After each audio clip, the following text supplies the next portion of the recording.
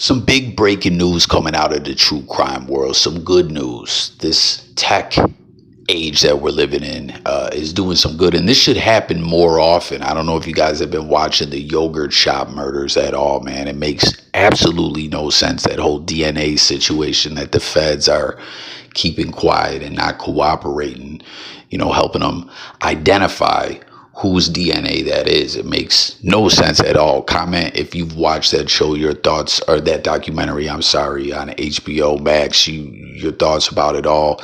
This tech stuff and forensics and all this that we hear of and know of, how advanced it is, should be solving all kinds of old cases. And that's what's going on here, as 20 years ago in South Texas, Valerie Laguna, who was 26 years old, 8 to 9 months pregnant, varying reports, was found deceased, violated, actually assaulted, strangled in a cemetery, and the baby lost their life as well.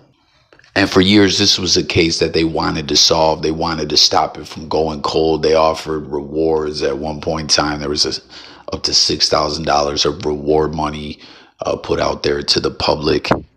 But it didn't solve the case. No one came forward. No one had any info way back in 2005. Right here in 2025, this big announcement comes that this program that they have, or an initiative that's, set out to work in cases like this to get results, right? In 2021, Laguna's case was identified by the Texas Rangers as being eligible for the Texas Department of Public Safety's, the DPS, Actual Assault Kit Initiative program, which is funded by the Department of Justice, Bureau of Justice Assistance, and the DOJ/BJA, all these acronyms and everything, right? It provides investigative funding for agencies across the U.S. of A. to further unsolved actual assaults and actually related homicides, with the hope of bringing justice to victims and their families. So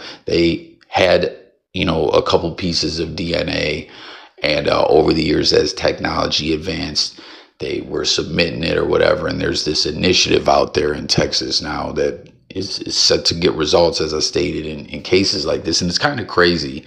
Like, again, the yogurt shop murder is a case that's a case that's getting headlines and getting covered in documentaries and stuff like that. But there is other cases out there where they have things with DNA on it, but they haven't got the results. And, for whatever reason that is, it seems crazy, right? You think, hey, they got this big database, technology is advanced. Why can't they just run it through the system and get the results? But some people's DNA ain't on file, and sometimes the more they test things, the less they have of it to test. There's so many cases on backlog. It just makes no sense. The way a lot of people think of it, and even myself, is like, they got the DNA.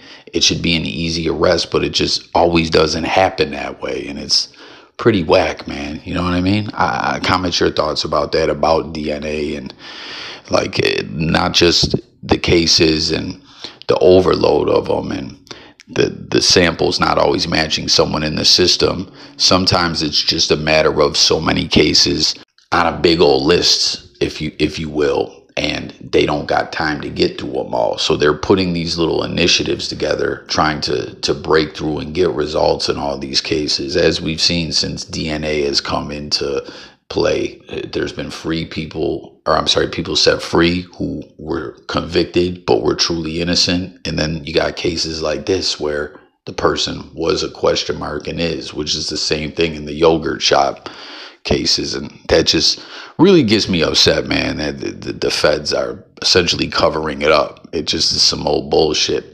But anyways, they were using this initiative, and this case, they got the identity of this guy, Saul Gonzalez. He's now 66, so he was 46 back when he committed this horrendous act, and they're being a little bit quiet on how the process all went with the use of DNA and all that to solve it. All they're saying is this is a big W, right? Texas, the community, the families of of the victim and all that. Like, this is a win for the good guys, and we need to see more of these. So they put it all through. An indictment came through, and they ended up catching up with this guy who was said to be a resident of San Antonio.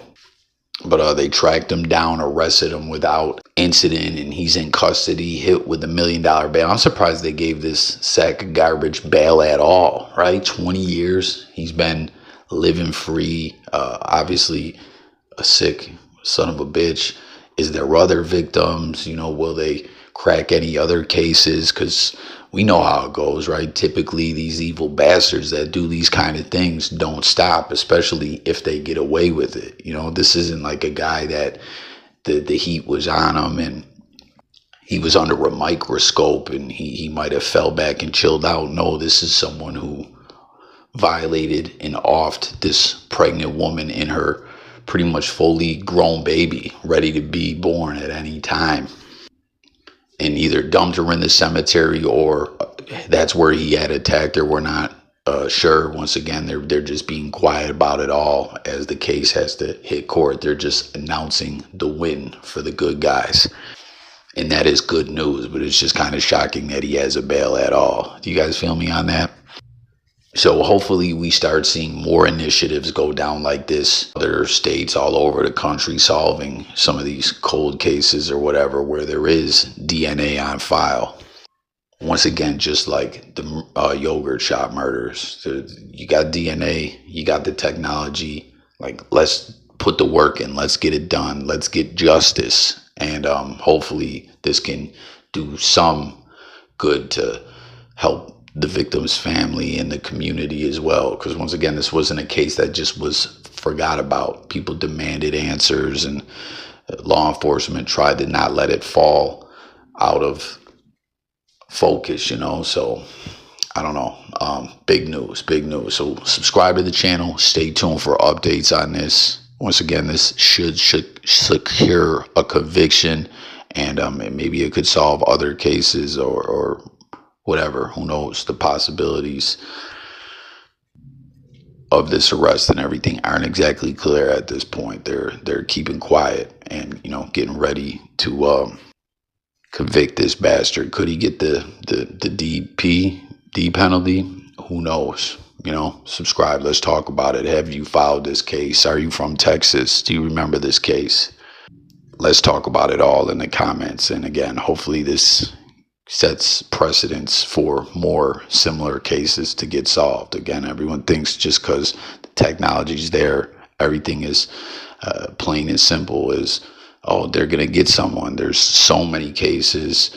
There's the whole legal aspect, the court process. There's a lot of different factors to it that the people aren't aware of. And again, the yogurt shop murders case is one that shows you the different complications that can come up when trying to solve a case involving DNA. So that's it for this one. I will get with you on next one, update on this case, and as well as other crime and true crime cases and news. We talk about it all over here. Subscribe.